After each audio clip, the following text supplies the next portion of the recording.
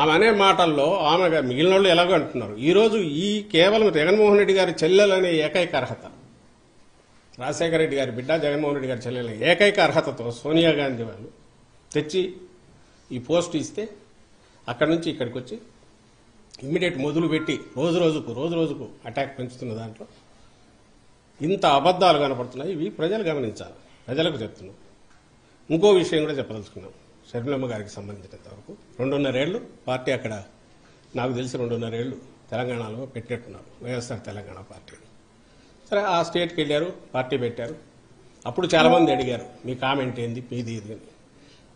ఆమె she chose her path and అక్కడ ఏదైనా చేసినా we wish her all the best అని చెప్పాం.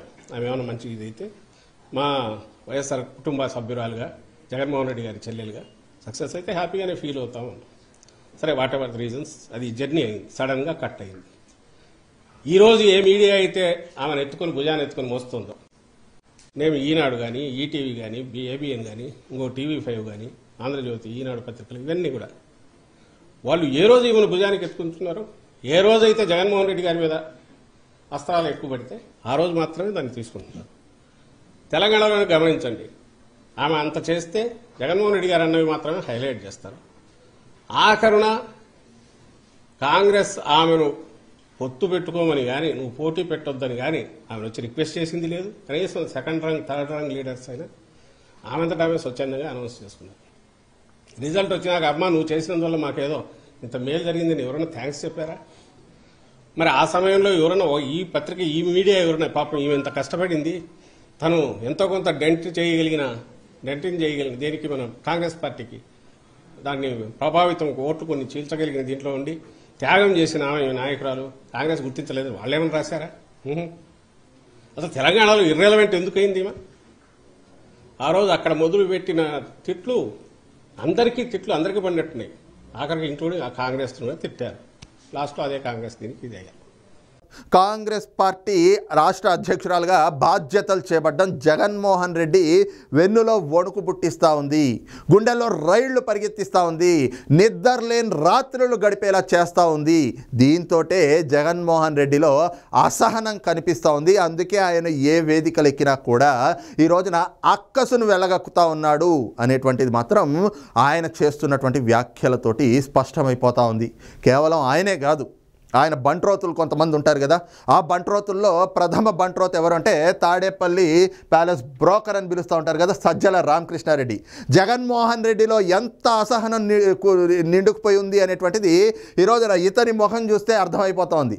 నిన్న తిరుపతిలో ఆ ఇండియా టుడే ఛానల్ తోటి ఏదైతే ఎడ్యుకేషనల్ సమిట్ అని పెట్టాడో అందులో కూడా ఏదైతే జగన్మోహన్ రెడ్డి చేసినటువంటి వ్యాఖ్యలు ఉన్నాయో అవి చూస్తే జగన్మోహన్ రెడ్డికి షర్మిల ఎంత భయపెడతా ఉంది, ఈ షర్మిల భయం ఏ స్థాయిలో జగన్మోహన్ రెడ్డిలో కూరుకుపోయి ఉంది అనేటువంటిది కూడా నిన్నటి జగన్మోహన్ రెడ్డి మాటలు వింటే అర్థమైపోతూ ఉంటుంది. బైజూస్ ద్వారా మీరు పిల్లలకి ఇస్తున్నటువంటి కంప్యూటర్ కోర్సుల్లో ఏమేం కోర్సులు నేర్పిస్తారు అని చెప్పేసి ఆ జాతీయ ఛానల్ ఏదైతే ఉందో ఆ మీడియా ఛానల్కి సంబంధించినటువంటి సీనియర్ జర్నలిస్ట్ ఆయన రాజ్దీప్ సర్దేశాయ్ ఆయన అడిగితే కంప్యూటర్ కోర్సుల్లో ఏం నేర్పిస్తారు అంటే బీకామ్ నేర్పిస్తామని చెప్పాడు. మరి ఫస్ట్ క్లాస్ స్టూడెంట్, అది జగన్మోహన్ రెడ్డి గారికి ఉన్నటువంటి మేధా సంపన్నం.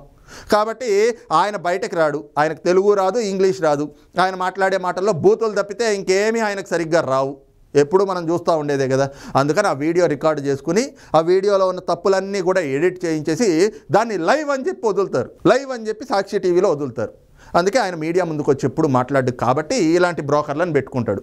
ఇలాంటి బ్రోకర్లను పెట్టుకున్నప్పుడు వీళ్ళు మీడియా ముందుకు వచ్చి మాట్లాడతారు. ఈ రోజున షర్మిల గారు మాట్లాడినటువంటి మాటలపైన ఈ తాడేపల్లి ప్యాలెస్ బ్రోకర్గా చెప్పుకోబడేటువంటి తెలంగాణలో కాంగ్రెస్ పార్టీని అధికారంలోకి తేవడానికి షర్మిల ఎంతో కొంత పాత్ర వహించింది కదా. ఆ రోజున ఎన్నికల్లో కాంగ్రెస్ పార్టీ అడగకుండానే ఈమె ఎన్నికల్లో పోటీ నుంచి విరమించుకుంది కదా, దాని ద్వారా ఓట్లు చీల్చగలిగింది కదా, ఖచ్చితంగా కాంగ్రెస్ పార్టీ అధికారంలోకి రావడంలో సహాయపడింది కదా. మరి అలాంటి సహాయపడినప్పుడు కనీసం కాంగ్రెస్ పార్టీ నుంచి ఎవరైనా వచ్చి ఒక్క థ్యాంక్స్ అయినా చెప్పారా అంటే థ్యాంక్స్ కంటే ఇంకా ఎక్కువే చేశారు చెప్పాలంటే. వాస్తవానికి ఆవిడ్ని ఆంధ్రప్రదేశ్ రాష్ట్రానికి ఏపీసీసీ అధ్యక్షురాలని చేశారు. ఏపీ పీసీసీ అధ్యక్షురాలు అంటే ఒక పార్టీ రాష్ట్ర అధ్యక్షురాలని చేశారు. మరి జగన్మోహన్ రెడ్డి ఏం చేశాడు? 2011 నుంచి 2019లో జగన్మోహన్ రెడ్డి అధికారంలోకి వచ్చే వరకు కూడా కాళ్ళకి చక్రాలు కట్టుకుని తిరిగింది కదా షర్మిల. నా అన్నను ముఖ్యమంత్రిని చేయండి, నా అన్న వదిలిన బాణాన్ని అని చెప్పి అంత ఇదిగా తిరిగితే వాడుకున్న జగన్మోహన్ రెడ్డి ఎన్నికలైపోయి అధికారంలోకి రాగానే చెల్లెలు ఇంకెక్కడ తన రాజకీయంలో అధికారానికి మరొక కేంద్ర బిందువు అవుతుందో అనేటువంటి ఒక అభద్రతా భావంతో ఎడంకాలతో ఇసిరి తన్నాడు. మరి మీతో పోల్చుకుంటే కాంగ్రెస్ పార్టీ ఎక్కడో ఉంది. అసలు మీతో పోల్చుకుంటే కాదు, మీకు కాంగ్రెస్ పార్టీకి పోలికే లేనట్లుగా కనిపిస్తుంది కదా ఈ రోజున. నక్కకి నాగలోకానికి ఉన్నంత తేడా కాంగ్రెస్ పార్టీ ఒక రాష్ట్ర పార్టీ అధ్యక్షురాలు పదవినిచ్చి ఈ రోజున ఆవిడ్ని ఎంకరేజ్ చేస్తూ ఉంది. ఆవిడకి ఆ విధంగా ధన్యవాదాలు చెప్పుకున్నారు. మీకులాగా అవకాశానికి వాడుకుని వదిలేయలేదు కదా. ఈ రోజున సజ్జల కానీ జగన్మోహన్ రెడ్డి కానీ ఈ చచ్చు మాటలు ఎందుకు మాట్లాడుతున్నారు అంటే షర్మిల కాంగ్రెస్ పార్టీలోకి వచ్చింది. మరి నిన్న వరకు అన్న వదిలిన బాణం కదా, ఈ రోజున ఆ బాణం అటు తిరిగి ఇటు తిరిగి మళ్ళీ అన్న గుండెల్లోనే గుణపంలా దిగుతూ ఉంది. ఆ దిగేదేమైంది, జగన్మోహన్ రెడ్డి రాజకీయంగా సమాధి అయిపోతాడు ఖచ్చితంగా. ఆవిడ రేపొద్దున ప్రచారంలో ఇప్పటికే చూస్తున్నాం కదా ఏ విధంగా అయితే మాటల తోటాలు సంధిస్తూ ఉందో షర్మిల. ఇదే క్రమం కొనసాగితే జగన్మోహన్ రెడ్డి రాజకీయ భవిష్యత్తు సమాధి అయిపోవడం ఖాయం. మరి అలా జరగకుండా ఉండాలి అంటే షర్మిలని ఏదో విధంగా అక్కడి నుంచి సాగనంపేయాలి. ఇవే వీళ్ళ కుట్రపూరితమైనటువంటి ప్రయత్నాలు. అందులో భాగంగానే ఈ విధంగా ఆమె మీద విషం చిమ్ముతా ఉన్నారు. ఆఖరికి ఎంత నీచానికి జగన్మోహన్ రెడ్డి దిగుతా ఉన్నాడు అంటే వాళ్ళ పార్టీ నాయకులతో ఈ విధంగా మాట్లాడిస్తాడు. ఆ సోషల్ మీడియాలో ఉన్న వాళ్ళు కొంతమంది ఉంటారు, ఒకడు లండన్లో దాక్కున్నాడు, ఒక పిచ్చి కుక్కవాడు. అలాంటి వాళ్ళతోటేమో మురుసుపల్లి షర్మిల శాస్త్రి అని చెప్పేసి పోస్టులు పెట్టించడం, మాటలు చెప్పించడం. మరి 2011లో నువ్వు చెప్పకూడదు అనడానికి జైల్లోకి వెళ్ళినప్పుడు నీ పార్టీని గెలిపించింది, నీ పార్టీ బాధ్యతలు చేపట్టి భుజాన్ని వేసుకుని తిరిగింది ఇదే మురుసుపల్లి షర్మిల శాస్త్రి కదా.